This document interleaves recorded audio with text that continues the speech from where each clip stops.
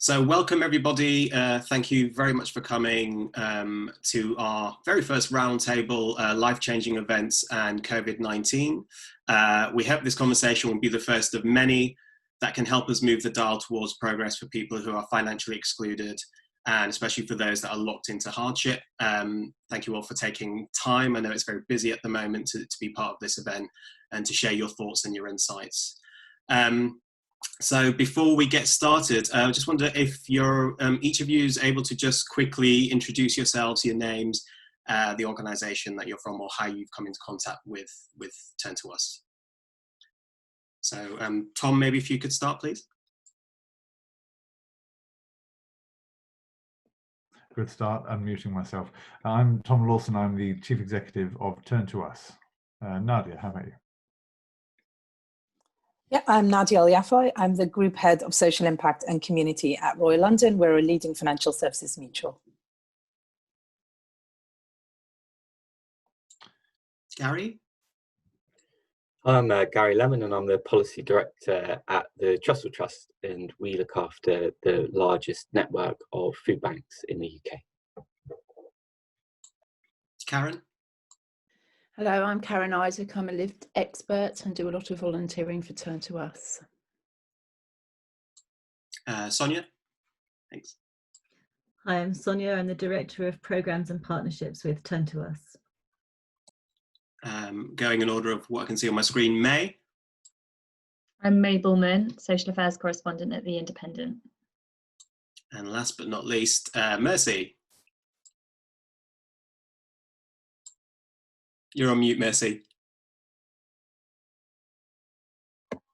I'm a legal and finance, my name's Mercy.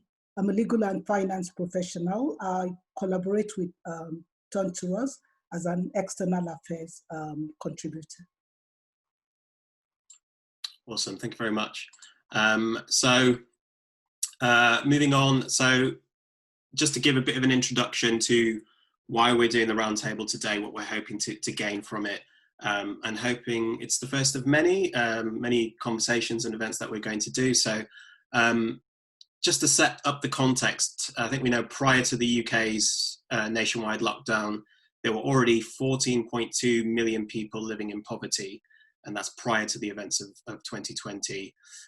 Since March, 9.6 million people have been placed on furlough. 2.7 million people are now claiming universal credit, so that's 2.7 million more people than were before. That's due to the loss of income, and almost 700,000 people, many more, have been made redundant. So directly before the lockdown, there were already that 14 million of us experiencing financial hardship. That was already over 20% of the UK population. From Turn2us perspective, the first 5 months of the first lockdown, over 1 million people used Turn2us online benefits calculator. In fact, across all the services, so the helpline, the grant search, the benefits calculator, our information services, during that period, we experienced 500% increase in demand for our services. So it was an extremely busy time for everybody, a very challenging time. We know that the implications of this pandemic will be felt for years to come, sending shockwaves throughout the economy, and more detrimentally altering the livelihoods of people and their families, and even more so for those people that were already struggling to get by. So, you know, we find ourselves in November now, in this second lockdown, and at this moment, together, we have an opportunity to consider the impact of the pandemic so far, the impact it's had on people's lives, and thinking about how they're able to keep their heads above water. So to get us started for the first question, to start the discussion, I wonder, looking back over the past few months of the pandemic crisis, briefly, what would you say has been your main reflection?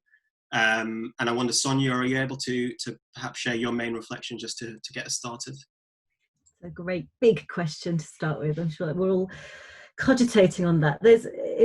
Thanks, Varun, for that really nice introduction. I think, so I was in Turn2us for 6 months when the pandemic started, so I'd only been here for 6 months.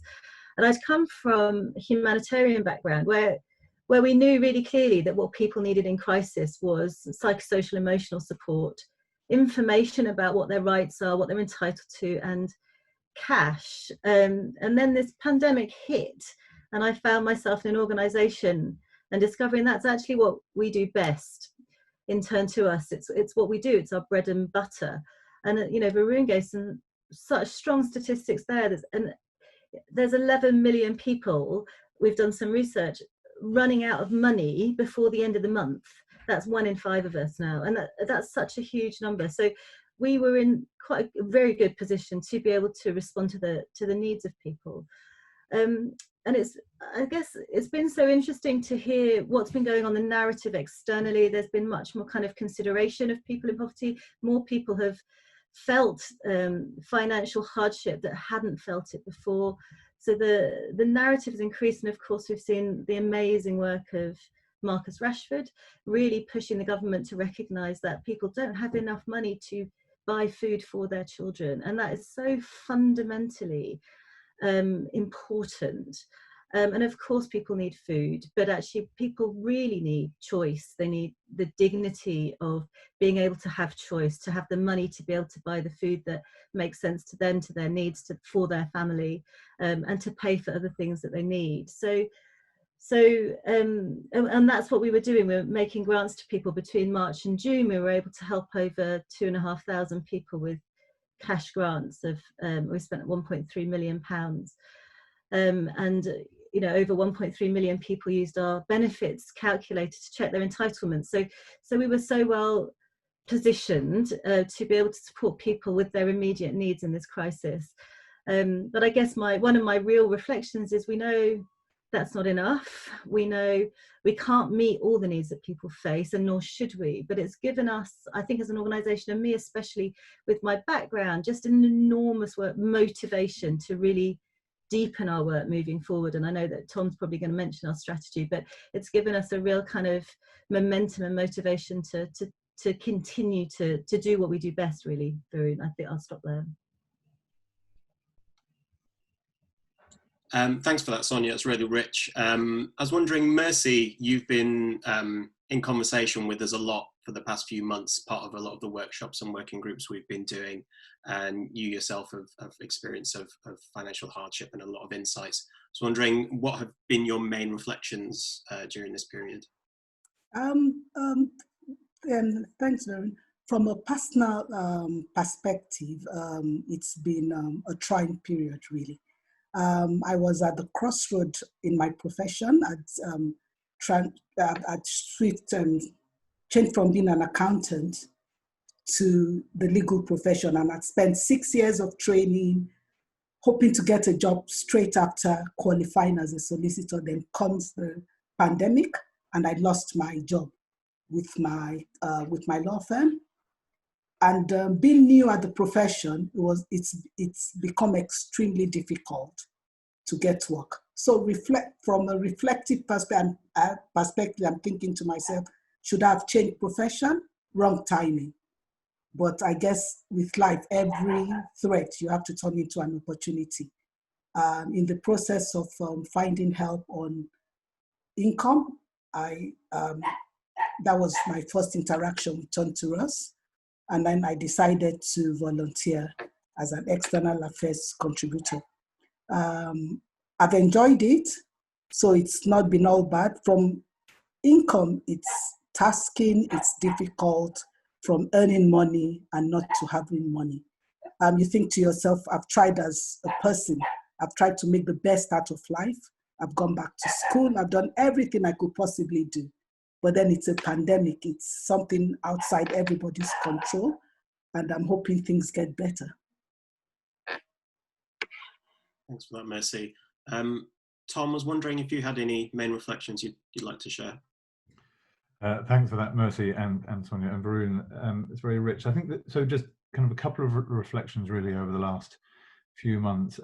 One is, I think that particularly in England and Wales, not so badly in Scotland, but in England and Wales, we have a kind of a discourse in society that if you are struggling for money, it's your fault. That you're not good at managing budgets, or that you're not working hard enough, or that you're lazy, or that you're a bit feckless. So there's going to be a discourse that blames the person for not having enough money. But actually what Mercy just demonstrated so clearly is that there is no lack of kind of expertise, professional expertise, effort in striving to have enough money on which to thrive. And there's something clearly structural about the way in which the UK is currently organised and our economy is organised that means that 20% of us before the pandemic were experiencing financial hardship. So I think that discourse that it's the person's fault, we've got to lose that. And it always strikes me how proud we are, and I love how proud we are of our national health system. Why are not we equally proud of our social security system? If I break my ankle, I want to be able to go to my A&E at King's and get world-class care. If that also impacts me and my ability to be able to do my job, I want to be able to get world-class care from our social security system that means that I do not end up destitute. So we've really got to kind of change the discourse in kind of public and governmental understanding that if people are struggling for cash, it's not their fault. It's that we haven't yet finished designing the economy and the social security system to be genuinely inclusive. So that's my first thought. I really want to endorse what Sonia said, which is this is about having enough money with which to make the right choices for your own situation. There is no one going to be as intelligent as you to know what you need to spend your money on in order to build your future. And all of us want to have a good future. All of us really want to work. It's absurd to pretend that we don't want to. So we need that money in order to be able to buy interview suits, to be able to travel to interviews, to be able to pay for childcare so we can get to those interviews. We need that money so that we can spend it on the things that we know will make a difference. So I think that continued focus on income maximization for Turn2us, whether it's by making grants directly, whether it's supporting people to get the benefits for which they're eligible. Each year there are £20 billion worth of unclaimed benefits. Now that is a small proportion of what is spent on benefits. And last year, in the last 12 months, Turn2us's benefits calculator supported £1.2 billion worth of benefits to be paid. So we get kind of 5% of that £20 billion worth. We absolutely must do more. I think that focus on life-changing events that is core to our strategy is really, really critical. I think when we wrote that strategy, we did not know the scale of life-changing events that were going to impact on people, but it absolutely is the right focus.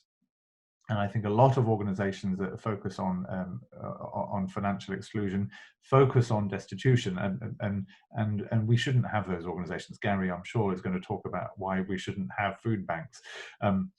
But it's interesting that a lot of organisations focus on those people who are stuck in financial exclusion. What is it that's causing people to trip into financial hardship? What are the life shocks or the life-changing events that create those financial shocks that, unless they're dealt with, turn into financial crisis and the poverty trap of everything being more expensive? If you haven't got a washing machine, you're going to spend 1,100 quid down at the laundrette instead of 65 quid on electricity. So what is it that is causing those life-changing events to create the life shocks and then turn into crisis? So I think that's that's the right focus for Turn2us. And finally, Turn2us is focused on income maximization, essentially. But if we accept that the system hasn't finished being designed properly yet to be fully inclusive, and we're only propping up a system that's ineffectual, and if that's the only thing we do, then at some level we're complicit in the dysfunction of that system. So therefore we must be dedicated to working with our partners, with Royal London, with Trussell, and with a wide range of other organisations to further improve the design of the economy and of the social security system. So it's not enough just to be focusing on the consequences of financial exclusion. We've got to be tackling the root causes as well. Thanks for that, Tom. Karen, you've had conversations with Tom, with myself, with quite a few other people on our committee in recent months. You've known Turn2us for quite a while as well. What's been your main reflection in the past few months? How's it different from any other time? Well, everything was far more intense. Everything's more intense. I to give a bit of a background for people that don't know me, I was working, and then I had a car accident on the way home from work where a woman came into the side of me and wrote my car off. So that was such a big impact on everything, because 1 minute I was fine managing financially, then the next second it all changed in that split second. And that is why, you know, these things can happen so quickly. Your life can change in a second. And so from that, I had to give up my job and go on universal credit, which was such an eye-opener. They don't treat you with respect. The money is rubbish. You can't live on it at all. And that is when I started getting, because I'd had help from Turn2us in the past, way back, but so I went to them for help and they were brilliant. I didn't even have a fridge freezer that was working, and they replaced that for me. As Tom was saying, it's just the basic things that you can't even afford, that, you know, when something has, it's like a domino effect. It has an effect right through everything, where you can't afford even the most basic things. And so I got into contact with them and I offered to help in any way I could. And they were starting their Living Without campaign, which, if you don't know, was about people living without white goods, not being able to even have a fridge or a freezer or a washing machine. And I helped with that. And from then I've helped them with everything I can, because it's just so difficult. They, as I say, I think the government really needs to listen to people. I mean, they say they do, but they don't. And I just think you need to go back to roots, as Tom said. You need to go back to the basics, which is the universal credit that just isn't working. I mean, they take 63p out of every pound that you earn. And for anyone that's struggling, living hand to mouth, it's just not helping you at all. And that is the root cause, that and the 5-week wait and all the other things you know about. I've got so many notes and so much to say. I'm trying to get it all in on time. But one good thing out of it all, it showed me since the lockdown, number one, the organisations and the people that really care come to the forefront. Like when anything bad happens, you find out who your friends are. And Turn2us, I know I'm preaching on about them, but they give me such confidence, and I can't say anything bad about them at all. They're so good. Because that's the thing, when you're out of work, you're older like me, I'm 63 next month, we should have been getting our pension, and that is another thing. I won't get on my soapbox about that, but so you're stuck, I'm rural, I've got no near neighbours or anything. It's the mental side of it too, it really gets to you. And if I didn't have my little dog to walk, I don't know what I'd do, because it really makes you feel like you've had enough, really, and sometimes, because of the worry all the time, the worry every night of going to bed, worrying about your finances. You just don't need it. You know, I'm in my autumn of my life, if you like, and I shouldn't have to be like this, and neither should anybody else. Okay, thank you. I'll stop now. That's wonderful. Thanks for sharing so much. I'm just conscious as well that May, you'll be leaving fairly shortly. I was just wondering, you've probably had a number of conversations with organisations and people. Kind of, what's been your main reflection during this time? Yeah, I think right at the start of the pandemic, it was interesting because it was so like in the news, it was kind of all about what's happening with the pandemic, and I was kind of like, it went a little bit quiet for me in a way, because that was all like the top news. So I kind of thought, you know, when we all went into lockdown, I was like, I kind of felt like all the stuff I write about kind of vulnerable groups was going to be kind of overshadowed. But actually, like after kind of about a week, it became clear that like it was the vulnerable groups who were going to be worst affected by it. And actually it got really busy because there were so many like different groups that were affected, like, you know, low income, like families on low incomes. We saw the surge in food bank use. We saw the surge in people applying for universal credit. And then of course, like homeless people, particularly rough sleepers, there was a lot around that. Asylum seekers, like the asylum accommodation system just like kind of went into crisis. And yeah, it just kind of highlighted how vulnerable people, like many groups are. And I thought, in a way, it kind of, yeah, in a sense, it's been a good way of kind of highlighting, you know, the inequalities in this country and in society. But I thought like the Rashford campaign was amazing, because like the best thing about that was that so much of the public got behind it, and like the issue of lack of free school meals over the holidays has always been there. Obviously it's a bit kind of probably more acute now because families are struggling more, But I thought the fact that kind of the public became more aware and really got behind that was really positive. And I guess now I just hope that, because that made like obviously headline news, but you know, in the news it's always the thing of kind of snap headlines and then they go away, and you just hope that this issue of kind of child poverty and food poverty won't go away, because it's going to go on and on, particularly with the pandemic and the impact of that. So I guess the important thing now is to try and keep it in the news agenda. But I hope that like that public, in a way, I think the pandemic has helped people, because we've all been affected by it, and it's kind of helped people to think a bit more about the people who are more affected than them, like worse affected. And I guess we just, I just hope that will carry on. And I guess it's one kind of positive to be drawn from this awful thing. But yeah, I think all in all, it's been a very kind of depressing time, like for me, reporting on how many people have been horribly affected by this. It's actually made me feel very fortunate, even though I have like obviously struggled with being stuck inside. I felt really lucky because I've been speaking to people who have had really awful time throughout these months. But yeah, I reckon in a way it's highlighted the inequalities that have always been there, and I hope that it will kind of help put a bit more pressure on government to improve things in future. And then briefly, Nadia, I wanted to bring you in. So you have a fairly large customer base as well, and you interact with people on a very regular basis, and you do support a lot of your customers. I'm wondering what your perspective has been, your reflection personally, and then also as an organisation from Royal London.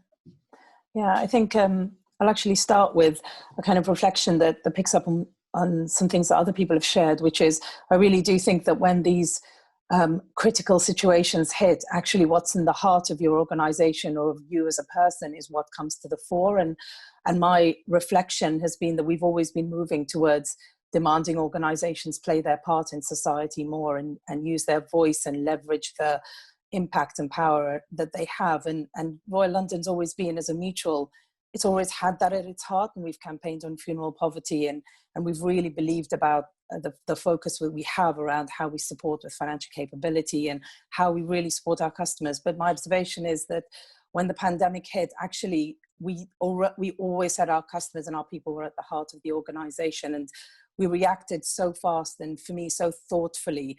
We immediately supported our policyholders who were having difficulty paying premiums because of their personal circumstances, encouraged them to contact us, immediately worked with them really carefully and thoughtfully.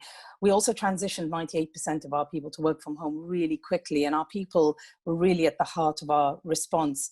And for me, the critical thing that I've seen in our organization is that we've always been committed to this issue of life shocks and financial vulnerability and resilience. But if I think about the things that we've done over that period, both to support our customers and our people, they are people in society across the whole spectrum, but also working with Turn2us, so identifying a strategic partner that we will go after to make real change and drive real change on this issue, for me is a massive, massive commitment from the organization, and demonstrates that actually organizations should and need to step up. They need to find the right partners to work with. It's not about just saying nice things and giving money to charity, although that's critical. It is about identifying, as Tom said, what are the systemic changes that we need to go after? How do we leverage the sort of voice that we have as an organization to make that difference? How do we bring our customers and our members as well on the journey, so that they understand the issues and they also understand, for example, with our partnership with Turn2us, where to go for support and how do they get that support? And actually understanding that Royal London backs them in that. If they ever need that, we're here to support them.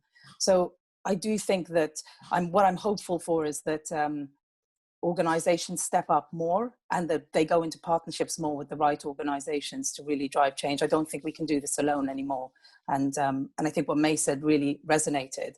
I think there's a lot of voice out there challenging on issues. And I think we all need to do this together, just to make sure that we never go back to where we were before.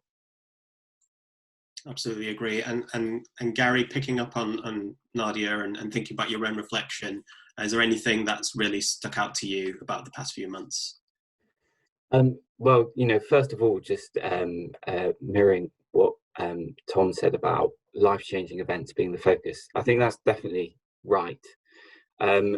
what we saw pre-pandemic was life-changing events leaving people without enough money to put food on their table over and over again. It was really crystal clear that we had big systemic issues that were driving people into financial crisis. So when you looked at the kind of the groups of people who've been referred to our food banks, you saw that people with disabilities, single mums, people who were ill, people with mental health problems, all groups for whom work is harder to find and harder to maintain. They're the people we were seeing over and over again needing emergency food. What's changed isn't the structural issues. What's changed is the coronavirus economic crisis. That is now the life-changing event that is hitting all of these people, and that is what we have seen sending them through our doors. I thought a lot about this actually. What's my reflection? And it's been really intense. It's been really hard. But I think that we should all actually take a lot of pride in what we've all done. I think the likes of Turn2us have been magnificent, have been a real lifeline to huge numbers of people through this. And I think the same goes for the food bank network as well. Not just Trust food banks, but independents and other providers who've stepped up during this period. I remember when we were looking at the news from Lombardy early in the crisis and Italy was locking down, and we were on the verge of launching our strategy, our 5-year strategy at Trust. And instead, we sat down, I remember it really clearly, and said, we have to, what's this going to mean for us? What's this going to mean for the food bank network? And we quickly had to just turn into survival mode. Initially, we really didn't know whether the network would be able to continue and whether people would starve, to be honest.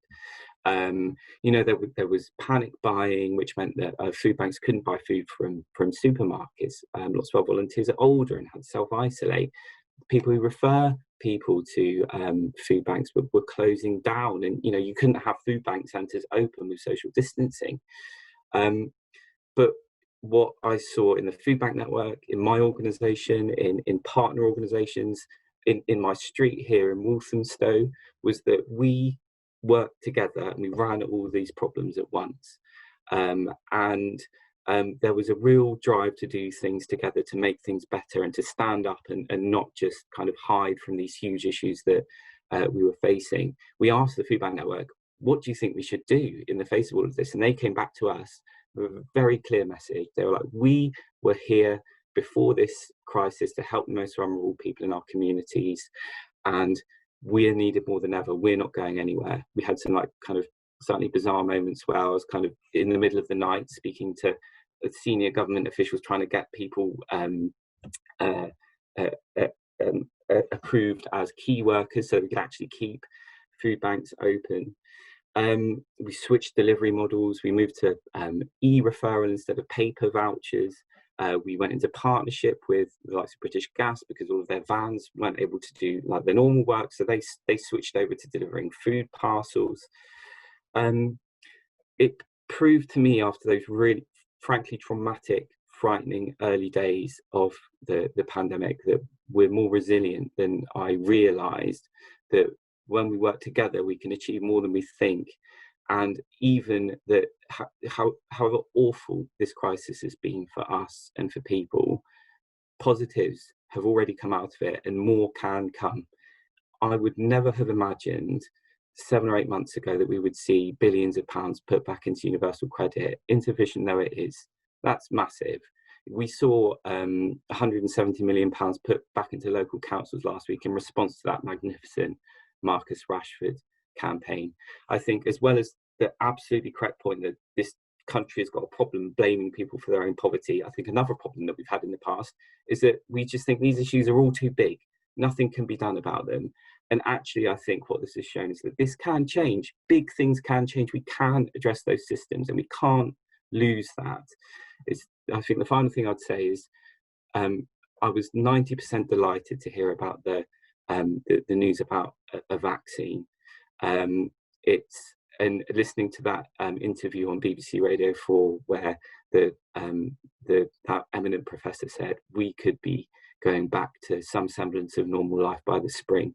And that's fantastic. I can hug my mum again. I can maybe go to a crowded bar and buy a pint, fantastic. But I don't want everything to go back to normal. I don't want to go back to a world where I'm in food banks seeing little children come through the door again and again and again. And we have to work together to hold on to these big changes and to build on them. I think there's an opportunity here through all of the pain that we've been through. Thanks so much for that, Gary. And what I really love is, though it's been an especially challenging time for everybody, that there's a lot of hope in what everybody said in their reflections, which I think is great.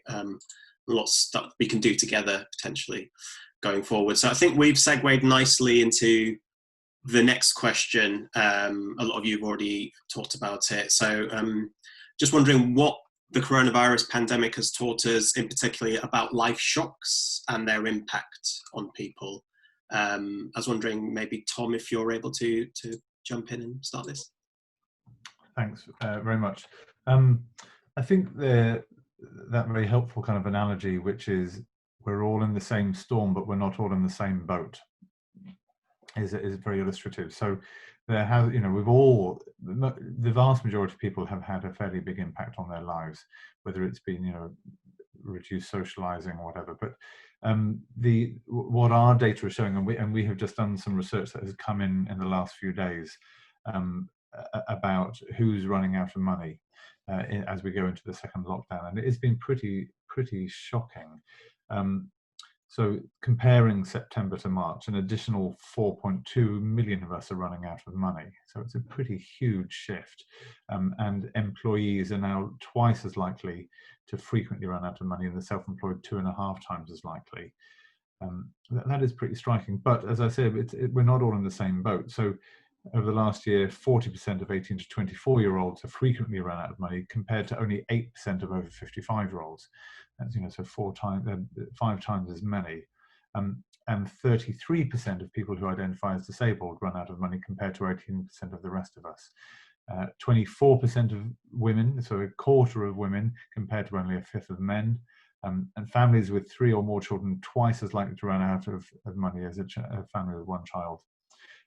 36% of Black people always or most of the time run out of money every kind of month, and 34% of Asian people, but that only compares to 21% of white people. So, and then one of the most striking figures is 61% of single parent families at the end of each month are either in deficit or only breaking even in their bank accounts, compared to 28% of 2-parent households. So we can really see the differentiations of, and I know that's very statistical, but so if you basically, I think what we're saying is, if you experience social barriers because of your race, your gender, your disability, you are going to experience more severe financial barriers, and it will be harder to get to work, as Gary said.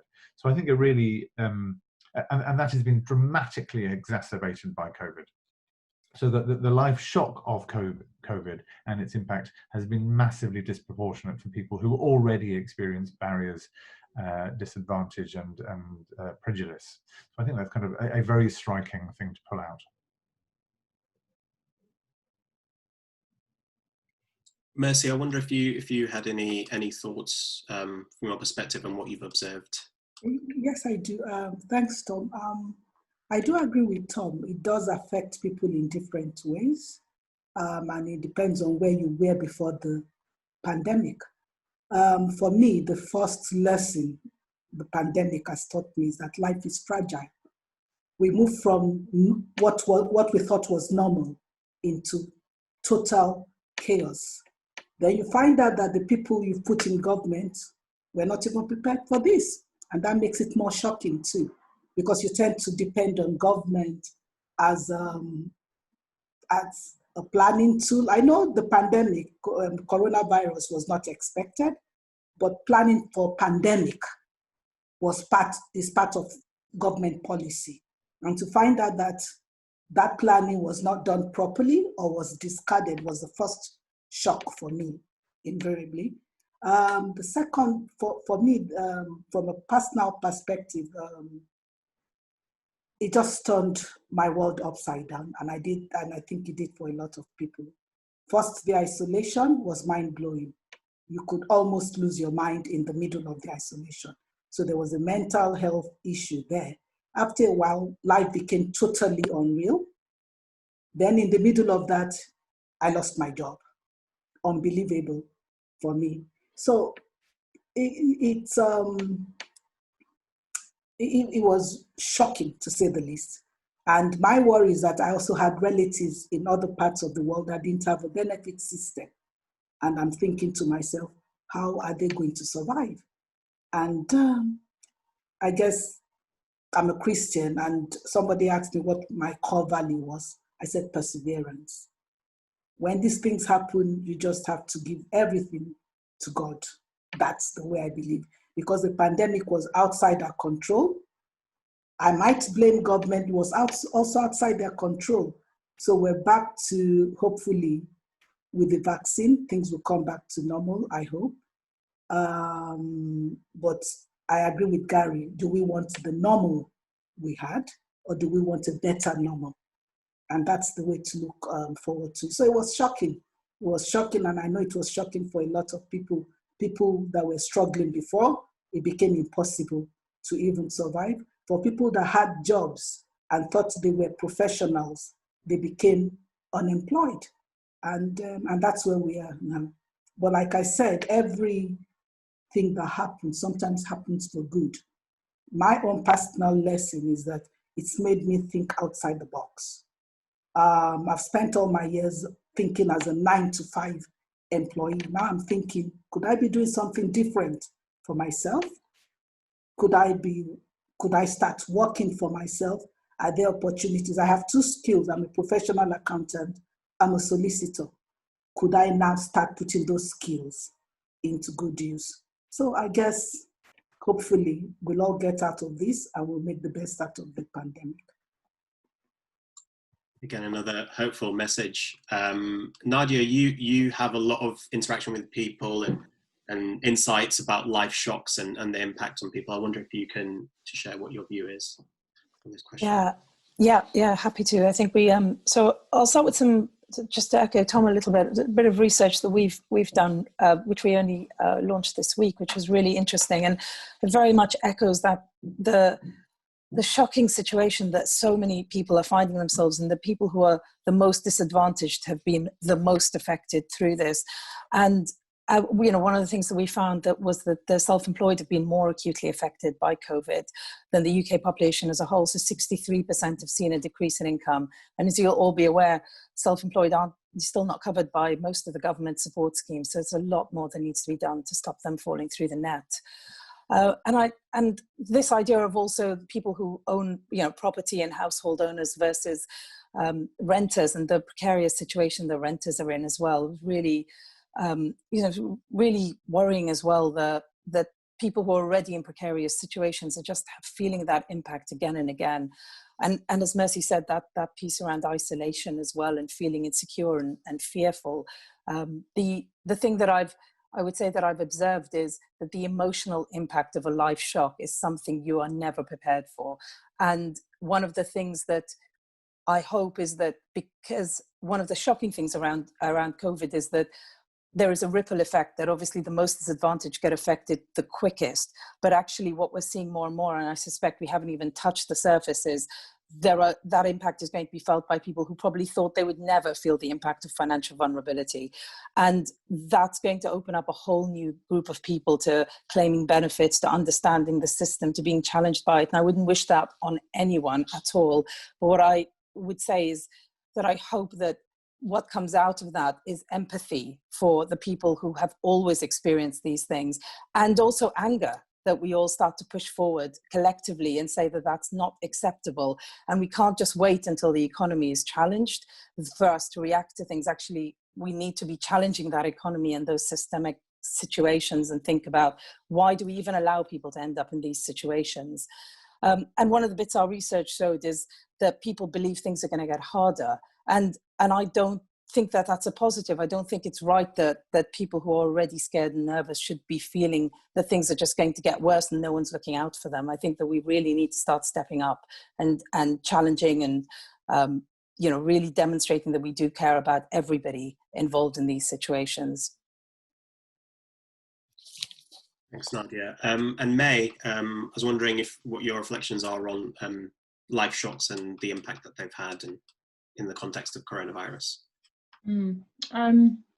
Yeah, it's interesting. I've been doing a lot on, we're starting a kind of child poverty series. So I've been speaking to quite a lot of families, like low income families, about how they've been affected, and also like teachers in schools and charities supporting children in low income families. And it's just been interesting to hear kind of, in a way that obviously the pandemic has affected everyone, but when you compare kind of a more wealthy family to a really low income family, like the children have just had such different experiences, and it's just really sad. Like, you know, some children during lockdown, when they were when they weren't in school, kind of having a laptop each and having a garden that they can play in, but then there's other children, like I spoke to one mum of 2 young kids who are in quite young in secondary school, and they were like having to work on her phone and swap it to do their homework, and then she was like struggling to pay for enough data, and it was just so devastating. And then another mum I spoke to yesterday was talking about how she was having to like use candles to light the house because they couldn't pay their bills, and I guess it's just again really highlighted those inequalities, and I think as well what Mercy said about mental health is a big one, because that has definitely affected everyone, and I think different people do get affected in different ways, like regardless of your kind of your income. But I think if you're on a low income, you will be more affected by that, just because the shock will be bigger. But then it's also interesting what Nadia was saying about some families who would never have, or people who would never have dreamed that they'd be going to a food bank or having to claim benefits, now having to do that. That's a massive shock. And again, I think hopefully there's a kind of positive to be drawn from that, in that they will empathise more with those many people who have had to be claiming benefits or perhaps going to food banks for years. And yeah, I think as well, just the government response, although I think they could be doing more, like it is pretty unprecedented that a Conservative government would be investing kind of so much in social security, and it's kind of forced them to make some moves that they would never have dreamed of making before. And I suppose you just hope that that will kind of carry on, and that we'll see the benefit in doing that. So I think there's hope to be drawn from it, but those kind of differences in how different people have been affected are pretty stark. And I think they've just highlighted how unequal things are, and you just hope that the public will be more willing to kind of back changes to help people who are struggling more, I suppose. And Sonia, thinking from a sort of partnerships and programs perspective, what do you think the pandemic has taught us about life shocks and the impact that they're having? Yeah, I mean, I think building on what everyone has been saying, I think I've been interesting listening to some of those coping strategies, and Mercy saying, well, how are people actually going to cope? I think what we're seeing is, you know, people are having to employ negative coping strategies. Your candle example was really strong, Mabe. And, you know, they have to go into debt, they have to borrow from family and friends, or they just don't pay for stuff. They don't pay their bills. And if they've used up all those kind of opportunities, if they have access to them in the first place, then suddenly they're at huge risk of homelessness, you know, losing their home, not being able to feed their families, or making just impossible choices like, do I have to use a candle and not feed my family or not? So it becomes so much more than, you know, just an income, you know, economic crisis, as I think we're all saying, and that psychosocial kind of emotional impact. From our work, people reported 50% of the people that we have supported reported that they were dealing with high anxiety, and you know that's really tough. And I read this morning there was a really tough article in the paper about a young man who took his own life because he wasn't coping with this. So I think from a programs partnership perspective, and I think it comes back to what many of us were saying earlier in this conversation, which is, you know, we don't individually have all the answers.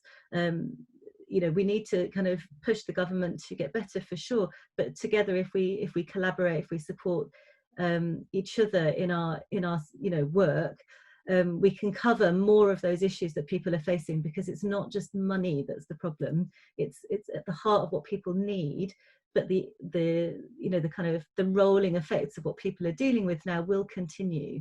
That psychological impact, that grieving that people will deal with, that having lost their job, there's a grief, there's a mourning. So how do we work together to really support people in that moment is going to be even more critical as we move forward.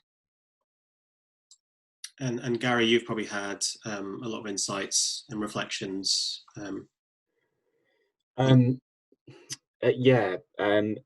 To start with children, again and again since the pandemic, we've seen, although families with kids were already in real trouble before the pandemic. I mean, you know, I talked about caps, cuts and freezes to our benefit system. A lot of those felt very hard, particularly on people with disabilities and people with children. So, you know, things like the benefit cap and the 2-child limit, which, you know, is an example of policy making by this kind of attitude that Tom talked about, where you're blamed for having too many children, essentially, and just depending on the order of children that you have and the life change, arbitrarily, you only get support for 2 rather than 3. And I think that looking at the kind of the food bank needs statistics pre and post COVID, children have been disproportionately affected. Every day in the first 6 months of this crisis, we give out on average 2,600 parcels just to kids. It's a huge issue. We've also seen issues around people with no recourse to public funds increasing as well, which is a big problem, which maybe I could talk about, and who's been disproportionately affected. The question, though, is, I think another way to look at this is to kind of to step back from the groups that have been hardest hit, and to also remember that we all have had a life-changing event here. That there aren't going to be many times, I hope, in the future when we all have a life-changing event like this. And it's really important, I think, that we take the opportunity to change the way that we frame these issues around poverty and around the benefit system. So I've essentially been a welfare lobbyist for about 13 or 14 years in different organisations. And I've learned the hard way over those years that probably the biggest block to reform has been a frankly toxic British attitude towards poverty and towards the benefit system. You know, we've all heard it, you know, her over the road, she's got a tattoo, how come she's allowed benefits, how can she afford that? You know, people are too quick to blame people for their own situations and on bad life decisions. At the heart of the strategy, which we are going to be launching soon after putting the launch on hold, is going to be a piece about reframing the debate on poverty and on the benefit system. There's been some really interesting research done by an organisation called Frameworks in the US, and it was brought over the other side of the Atlantic by the Joseph Rowntree Foundation. And it sounds a bit sinister, but what they did is they experimented on about 30,000 UK people with different messages. And they kind of worked out what is inside the average person's head when they think about poverty. And there is a lot of negative stuff in people's heads. And we've all heard the narrative. But there is also a way to speak to people in this country, the majority of people, to get them to think about the big systemic issues that we need to tackle. If you talk about ourselves as a society that believes in compassion, that believes in justice, and you build a narrative from there, you can bring along a majority of people. Doesn't matter whether they're Conservative, Labour, whatever, most people will believe in that. And we have to, and what we've been noticing as well is we at Trussell kind of since the pandemic have been kind of testing different messages on people as well. And you'll see it in our kind of public messaging that we're putting out today, for example. And we found that the desire to build a hunger-free future, we saw it in response to Marcus Rashford's campaign, is one which I think we all need to learn to get behind. We need to work together on. We all need to talk about things in a frame that will bring people to think about the big systemic issues here. So yeah, again, I think that there are opportunities here, and I think that people are suffering so badly because of this, that people like me, and people like Turn2us, and people in civil society must take advantage of these opportunities as quickly and as thoroughly as possible. And I absolutely agree as well, Nadia, with the point about working in partnership as well. we can only do this together with a wider, but I think we're going to kind of come on to that later. Perfect, thank you. And just quickly, Karen, have you anything that you wanted to add on this question before we move on? It's on. Yeah, I just think that it's a knock-on effect, as I said before, ripple effect all through society. For instance, my son, my youngest child's 22, and he was training to be an architect, and they just had him in the office one day and said, sorry, we can't take you on anymore, you've got to leave, basically. And he's asked to go on a furlough scheme. Can they keep him on? But no, they won't. So I mean, you know, there again, there was somebody that was, you know, full of hope, young person, full of hope, living a life that he wanted to live, you know, sort of thing, with his girlfriend. And now that's all gone as well because of, well, was it because of COVID, or is it, you know, some sort of knock-on effect? So I think, you know, we all need to think carefully how it affects, and the ripple effect, how it all goes out. And that's all I've got to say, really. Yeah, thank you. Thanks for that, Karen. And so thinking about the next question, we've already had a number of huge questions to answer, so this is a mammoth one. Just thinking about who's most affected and why, what does this tell us about society and the way we are currently delivering our support services? I was wondering, Tom, are you able to maybe speak to that? You're on mute, Tom, sorry. Thank you, rookie mistake. I mean, in addition, I don't have too much more to say in addition to what I said earlier about, you know, this is a much bigger issue for Black people, for Asian people, for women, for people who identify as disabled, and larger families. So I think we're pretty clear about who's been most badly affected. I think the thing that is important about that is, if we recognize that, then why aren't we working with people who have got direct experience of the microaggressions around racism? And we saw, you know, the whole country became more aware of that following the murder of George Floyd. So why aren't we working directly with people who understand what it is to be excluded from work because of gender or race or disability, so that we are designing the economy better with them, we are designing the social security system better with them, that Turn2us, that Royal London, that Trussell Trust are fully integrating in a way that genuinely shares power into the design of our programs, the evaluation of our programs, the redesign of our programs, so that we know we are achieving more impact. And I think if the civil society sector can really demonstrate leadership in that genuinely inclusive way to build better programs, then we're in a better position to hold government to account for doing the same. It's so, it is, I mean, just going back to the kind of comments that you see on social media about people who have experienced the national health system, and they come back saying, the angels who looked after me. Why aren't people experiencing the same sense of compassion and care when they go to our social security system? And I think it's because that, you know, there are patient experts all over the NHS. Where are the people who've got expertise around financial hardship designing the social security system? And to employers, I would encourage them, whether they are social sector, whether they are corporate sector or statutory sector, to think very carefully about the nature of employment contracts. I was talking to a man who had been working in shipbuilding, and he had been doing quite a lot of riveting and another kind of manual labor. He had a contract. He was then turned into a self-employed contract. And he said two things to me. One is that he said, when I was employed, I felt like I was codependent on my employer. They relied on me and I relied on them. And now they can rely on me, but I can't rely on them. And I feel like I've landed on the wrong side of the economy. This is such a beautiful phrase. And so I think that, as we were saying, you know, this isn't a role just for government. It's not a role just for civil society. It's not a role just for the corporate sector. It's a role for all of us to learn from the people who are experiencing exclusion, to design much better services across the whole piece. Thanks for that, Tom. I'll come to you soon, Sonia. Just conscious, I want to hear from May on this question because I know she has to leave very soon. So I was just wondering what your response to that would be. Yeah, so wait, sorry, can you repeat the question again? So Let me make sure I'm not on mute. Sorry. It's all right. Groups that are most affected, wasn't it? Yeah, so the groups that are most affected, and what does this tell us about society and the way we currently deliver support services?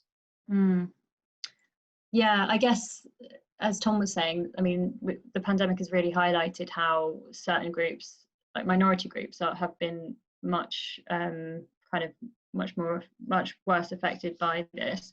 And I guess, yeah, just talking from my point of view as a journalist, like I already in my work would try my best to get kind of first person experiences in there to speak to the people themselves who are affected. But I think during this time that's become even more kind of important. And even though it's been frustrating because I haven't always been able to go and meet these people, obviously, during lockdown and everything, but I've done so many Zooms and phone calls with people, more than I would have before. I think I've been speaking to more people who are actually, you know, as opposed, rather than speaking to only charities and only kind of people supporting these people, actually getting their own voices in there. And that's been so vital. And I think it's kind of, yeah, all this has highlighted that you really need to hear from those who are affected themselves, as well as the experts. And yeah, I think that's kind of all I've got to say on that. But I just think that's the most important. That's one thing to be drawn from all this, that people need to have a voice. And sorry, I've got to leave now, but it's been really interesting discussion. I'm sad to leave early, but thanks so much for. Thanks, Mary. Cheers, guys.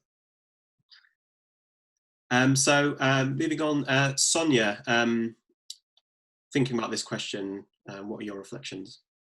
Yeah, it's a great question. I don't want to repeat what's already been said, because I think we're getting clearer and clearer who is worst affected, and that's based in existing inequalities. And I think we know that if we treat people equally in your services, you're not going to redress that imbalance of power and that inequality. So the only way to address those inequalities is to target and to directly work with those who are experiencing that imbalance of power and unable to have their voice heard and to take those decisions that are going to change their own lives. So that feels really fundamentally important. So I think what I might just talk about is a little bit about our thinking about how we would like to do that as Turn2us. We're really thinking hard about how do we target our grant making much more? How do we work with those who experience financial hardship? How do we do participatory grant making in the future, where people are kind of having much more decision and choice about the money that they need for the needs that they have? Tom mentioned earlier, there's 20 billion pounds of unclaimed benefits, an extraordinary amount of money, and we know that Black and minoritized ethnic people are least likely to access their benefits. If we targeted 50,000 people to increase their benefits, we know it's not enough, but that's still £5,000 per household, and that's 2.5 million more pounds of those unclaimed benefits actually going to the people who are entitled to have them. So we really want to kind of focus and target and think harder about those imbalances and inequalities that will support people to take much more control in their life, have much more dignity in the decisions, and not be so done to by services and by government, but actually part of the solution that they are creating themselves. That also gives people the kind of the confidence as well to continue and to support each other and build community around it. So it feels quite important to us that we focus much more clearly there. And Gary, wondering if you could respond to the question. I think that this crisis has really highlighted the real good and the real bad in our society. So to start with the bad, we as a society have allowed our systems to reach this state, and we've done it frankly because we blame people for their own situations, and we've let it happen, and we should feel pretty ashamed of that, to be honest, and we should want that to change. But then also, on the other hand, we've seen 1 million people stand up and sign Marcus Rashford's petition. We've seen lots and lots of organisations spring up wanting to offer practical help to people on the ground. It's a challenge for us in terms of our own food bank statistics, but it really shows that people do honestly want to help. In terms of services themselves, I'm really worried about services which like things like advice services, because they are struggling. Food banks that I speak to, I think, can feel increasingly alone, and it can be a challenge for lots of food banks to be able to offer meaningful services like Turn2us are expert in, to large numbers of people. So that's a kind of long-term concern. I think as well, another worry that I would raise is that, so for example, we saw a very welcome announcement by government in response to markets rush, which included £170 million for local councils. So there's an example, local welfare of a local service which can sit underneath the kind of the universal credit system, for example, and can catch people when they fall. So like Karen, you talked about your fridge freezer went kaput and you were completely stuck, and a good local welfare scheme could have given you a grant, so you could have just bought that fridge freezer and gone on with your life, rather than what I've heard, the story I've heard all too often, where that kind of unexpected expense is the start of this awful downward spiral. My worry about that money is that it's going to be spent on food, and my worry about all of the pop-up provision, admirable as the people are who want to do something practical about, is that they just offer food. And you know what we all know, what we've all spoken about here today, is that we don't face a lack of food in this country. We face a lack of people with enough money. The answer isn't food. The answer isn't food banks. The answer is tackling these systemic issues. And it's really important, and it's going to be a challenge, that we channel all of this goodwill towards tackling these systemic issues, and not just thinking that food handouts are going to solve the problems, because they're not. Varun, I wonder if I could just pop in on that, which is Gary talked earlier about, you know, how people think that the financial exclusion and poverty is too difficult a thing to tackle, but universal credit is only one of our universal social security system payments. Pension is another, and pension poverty was very serious and very severe 15 to 20 years ago, and because of the triple lock, we now have a dramatically much smaller problem with poverty in pensionhood. So we have demonstrated to ourselves the ability to tackle what appear to be too big or too complicated problems. We know we can do it. We've got all the evidence we need. You very rarely see pensioners in food banks because we solved that problem. I think the thinking about pensions and service delivery, I wonder, Nadia, if you had any thoughts on this question. Yeah, I actually, one of the things I was mulling over when I was listening to everyone's comments is that we've talked a lot about people who are affected in the support services issue, but actually I was thinking that there is a massive challenge and a massive role for employers and businesses within this. And I actually think it's just before pension, it's actually about what work means now and what the role of work is, because we talk about people who, we talk about the issue being people don't have enough money, and of course we need to tackle that through supporting people, but also we need to tackle that through good work and through building back through employers, and being good employers actually should be something that we are pushing organizations to move towards. And that's a lot of things. That's around well-being, that's around building communities around those businesses, that's around what I think one of the positives around the pandemic has been that people have become humans at work, and we are seeing into each other's homes. We are seeing the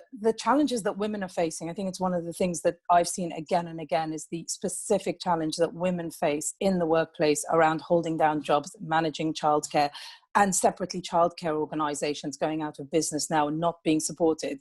And that long-term view of what's going to be there at the end of this when we go back to our new normal. What is work going to be like? Does the gig economy, does that really support good, decent work that feels secure? And I'm sorry, I can't remember who said it, but that piece around people feeling at a disadvantage in their workplaces and feeling that their workplaces have now got power over them. And I recognize that small businesses particularly are struggling at the moment and are suffering at the moment, really, really at the coalface here. But that piece around, how do we build pensions? Well, we build them through work. It's really important that we support organizations to pay adequate pensions to their people, but also that we support people to tackle that long-term savings issue from the beginning. It's not about waiting to the end and then hoping that the social security system is there to support you. Actually, it's how do you take people on that journey? And actually, one of the bits of research that I've seen as we've been thinking about this is the role of financial education. And actually that's taken a big hit during this because we are all just doubling down and trying to survive. And actually there is a big piece around how do we support people going forward to be more emotionally prepared for challenges and more financially resilient and prepared. And that's not to blame anybody or for the situations they find themselves in.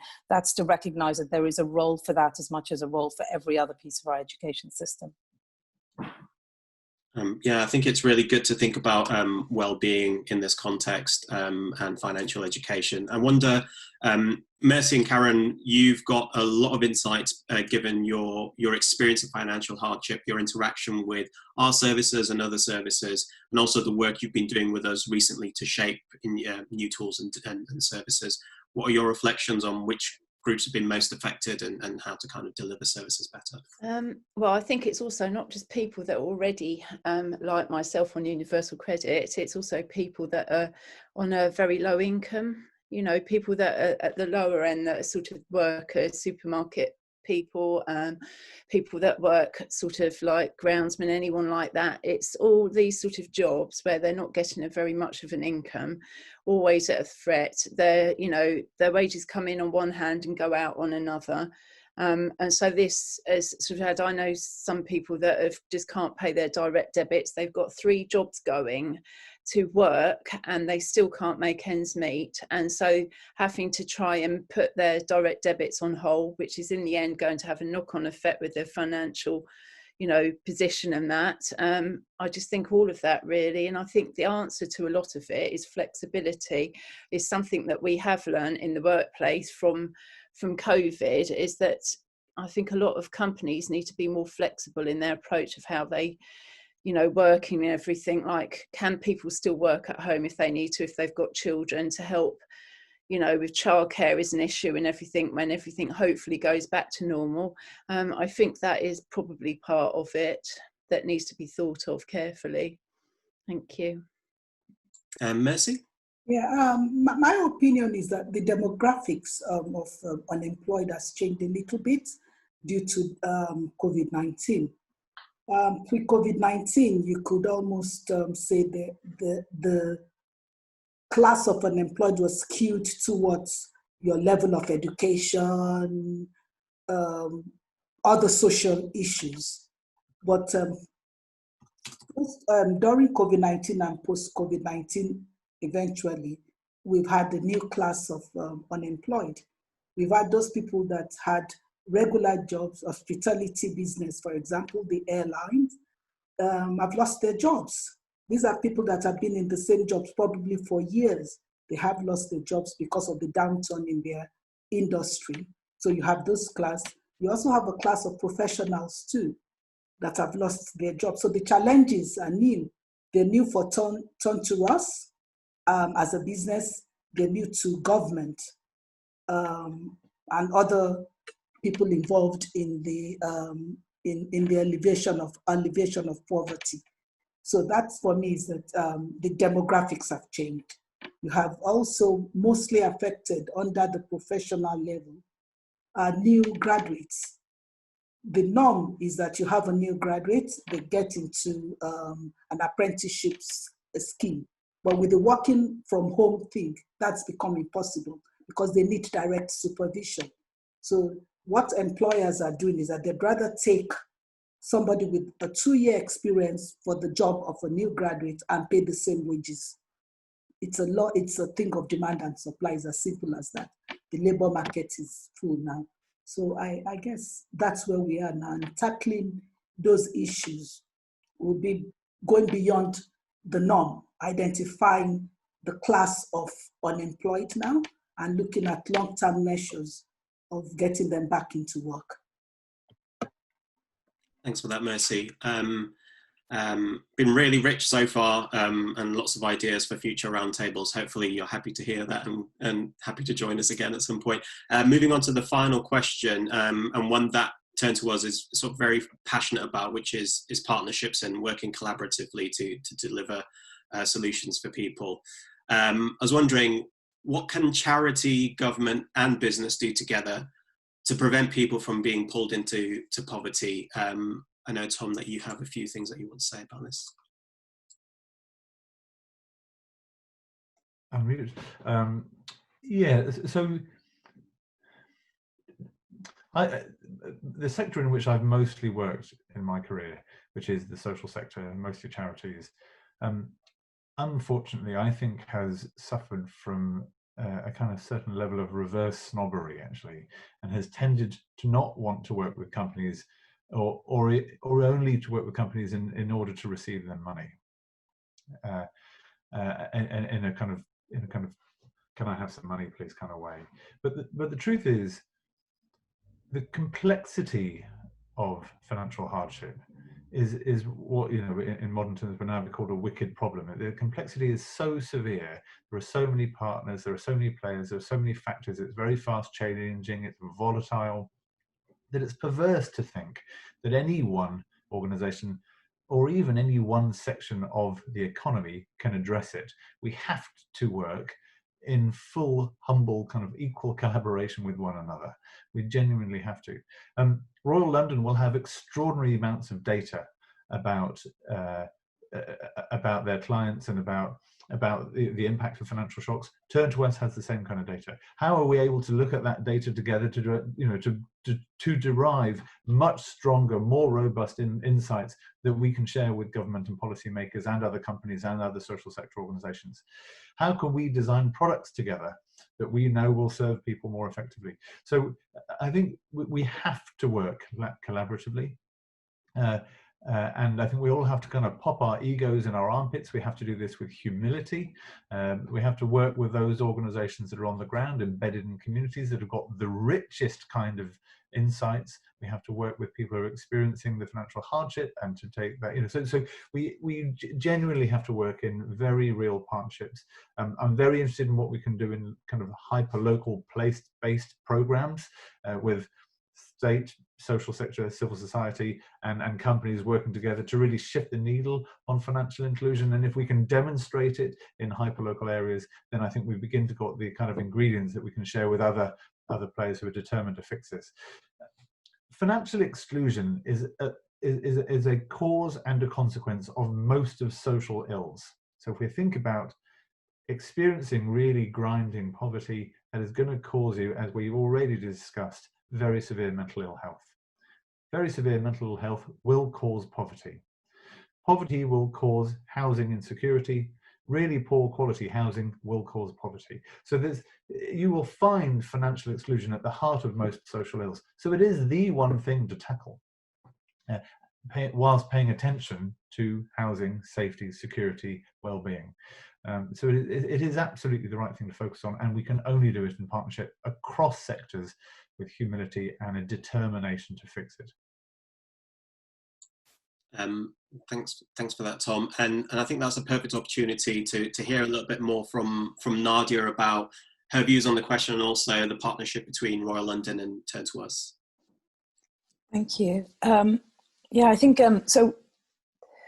I think I echo everything that Tom has said. I think that there is a huge role going forward for more collaboration. And I think that is at the heart of how we need to approach any change that we're trying to drive. And so for us at Royal London, we've identified Turn2us as our first social impact flagship partner. And what that means for us is going beyond, and although it does include donations and fundraising, going beyond that to really utilize the power of both organizations. And Tom's talked about the insight that we both have, the co-collaborative approach that we've taken from the beginning around how will we engage our people, our customers, and our users to work together to drive an understanding of where can we make a difference. But actually, as I was thinking about this, I think that there is also something around really understanding the value of each organization to itself of taking part in something like this. And for me, that's about how do we as Royal London specifically take our customers, our members, and our people on this journey?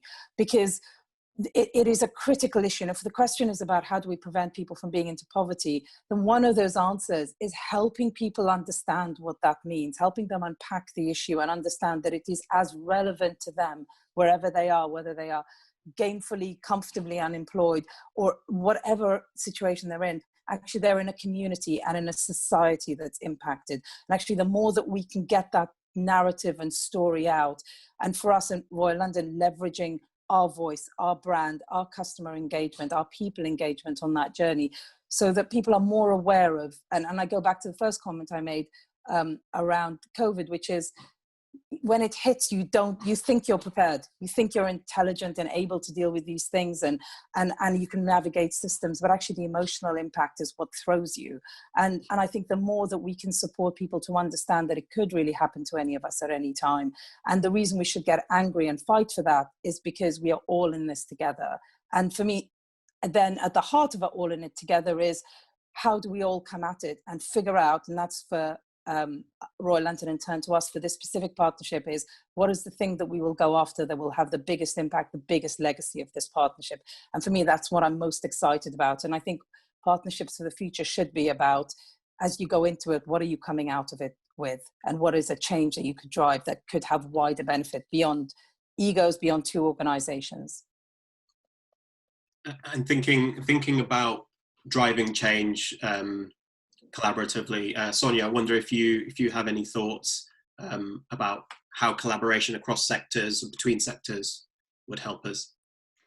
I think most of that's been said, and again, I don't want to repeat. It's all been put so eloquently by Tom and Nadia. I think the only key message I think I want to add is all of those partnerships need to have that real lens of social justice and environmental justice kind of unpacked and understanding, so that while whatever partnership we're in, no matter the individual nature of each organisation, we'll all have different views, and that's great, but really clearly understanding what's the impact of racism, of sexism, of disableism, of ageism, and how are we really tackling those inequalities in that collective that we're trying to drive forward, because without it, those systemic issues will never be properly addressed. And so if we can do that together, we can just be so incredibly powerful. That I think I just wanted to add that point. And Mercy, from your perspective, with your interactions that you've had, from your personal experience and also in a work context, kind of working across sectors to deliver solutions and to drive change, what's your view on that? I have always held the opinion that social responsibility should not be just the work of charities and the government. I think it's time we start involving businesses and the private sector into delivery of social responsibility, in the sense that it will be a long-term thing if you have private sector in PPP projects. I don't see why you cannot involve them, go beyond projects into delivering social welfare to people. And the private sector in the UK particularly enjoy a lot of tax relief. I think a lot of people in employment tend to pay more tax, as far as I'm concerned, on a percentage basis than corporate bodies. I would, certain incomes will pay as much as 40%, whereas the corporate body is capped at 18 to 20%. And I think it's high time the businesses, one way or the other, get involved in what is going on now, where it's a different situation now. There are limited funds, and there must be a way of raising money. I'm not talking of taxation, incentives for businesses to get people back into work and give them tax incentives. I don't know how. I don't have the solution to that.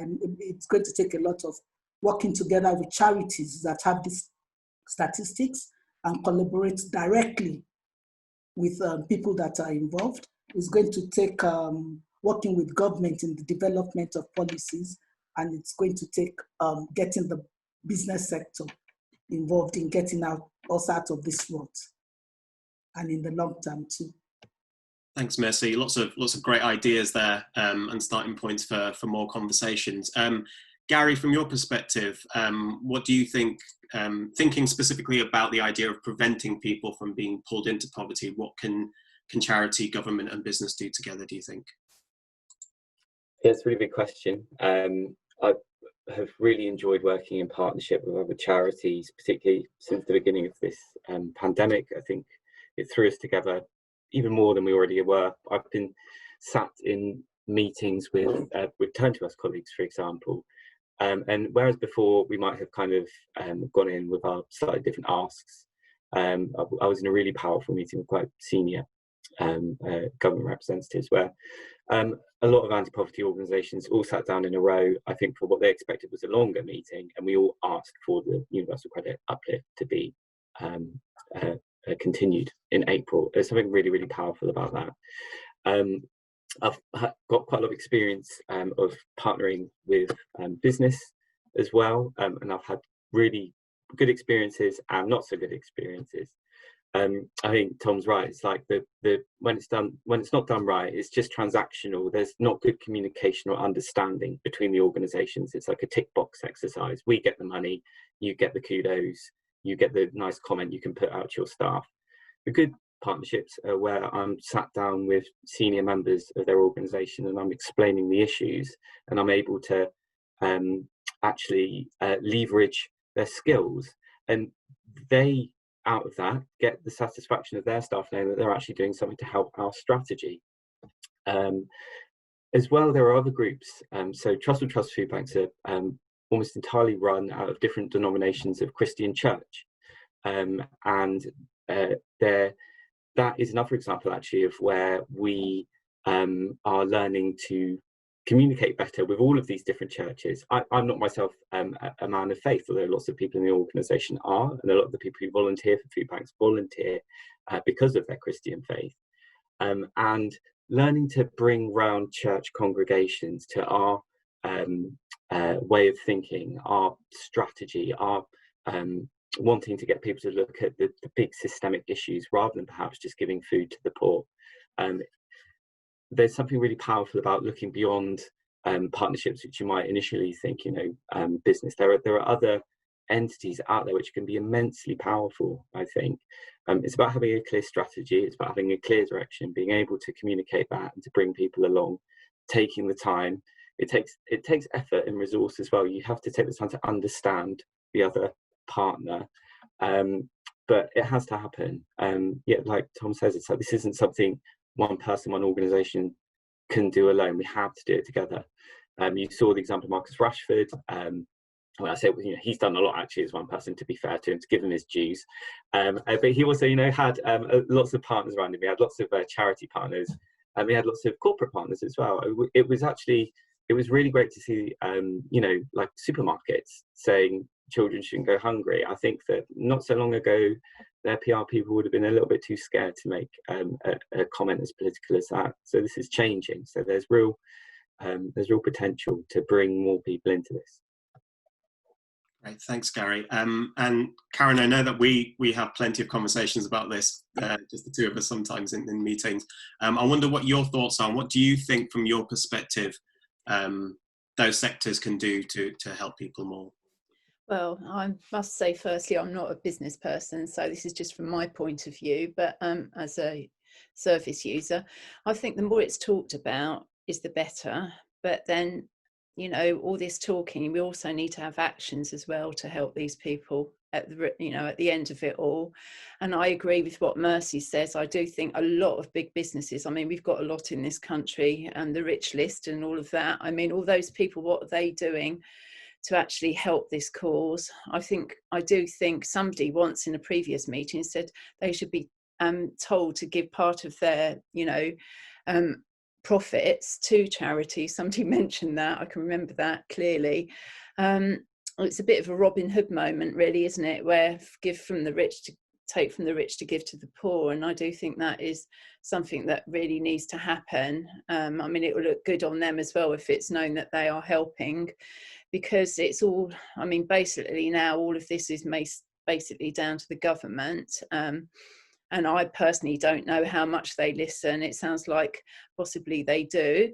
But, I do think they need to know what it's like for somebody in the situation like I am and like Mercy is, and to get our voice across. So I do think co-production is the way forward, to listen to everybody, and then they'll understand, because sitting up in their ivory towers at the moment, they haven't got a clue. So, conversations like this, I think, are really, really good. Thank you. That's great. Thanks very much for that, Karen, and everybody for your insights. We've, if you can believe it, come to the end of it just before the end of the event. God knows how we did it. And we managed to fit in so many things, thinking about well-being, life shocks, financial exclusion, as Tom was talking about, collaboration across sectors, and as Karen touched on, co-production, how important it is to involve people with lived experience to shape solutions. Mercy and I think Karen touched on mental health, as did Nadia as well. So lots of rich things, and perhaps we can have another roundtable in the future and take this forward. I think there's lots to productive things that can come out of it. Really appreciate you taking out the time. We hosted this because we've just launched our new strategy, 3-year strategy, and refined our purpose. And in a couple of weeks, we will be launching some new insights. So we're in the final stretch of a new report. We'll tell you more about that when the time comes, and we'll share this video as part of that launch as well. But Tom, I just wonder if you had any final thoughts, anything you just wanted to say before we wrap up. Mostly one of gratitude to everyone for their insights. Karen and Mercy, fantastic. Thank you. The richness of your insights and the acuity of your thinking, the clarity of it is really helpful. Nadia, it's really wonderful to be working with Royal London and to be, and to have such a genuine commitment to do more together than simply a fundraising partnership, which we are also very grateful for.